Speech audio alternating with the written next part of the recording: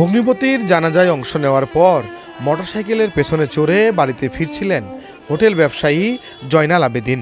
পথে সড়ক দুর্ঘটনায় মর্মান্তিক মৃত্যু হয়েছে তার। বৃহস্পতিবার দুপুরে ঠাকুরগাঁয়ের বালিয়াডাঙ্গি উপজেলার চারুল ইউনিয়নের লাহিড়ী বাজার থেকে দোগাছি যাওয়ার রাস্তায় পারদেশিপাড়া সরকারি প্রাথমিক বিদ্যালয়ের সামনে এ ঘটনা। ঘটনাস্থলেই পড়েছিল তার নিথর মরদেহ। নিহত হোটেল ব্যবসায়ী জয়নাল আবেদিন দৌসু ইউনিয়নের সনগা কোয়াটল গ্রামের মৃত আব্দুল বাসেদের ছেলে।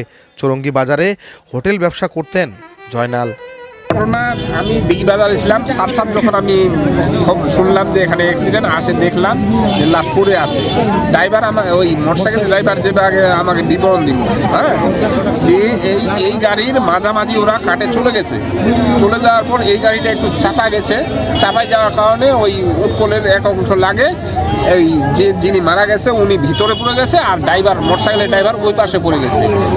এ ভিতরে পড়ে যাওয়াতে পিছনের চাকাটা এর মাথার উপর দিয়ে চলে গেছে। ওই ভেপুর গাড়িটা তো অনেক আগায় চলে আসছিল, আর ঘটনাটা একটু পিছনে ছিল এইভাবে।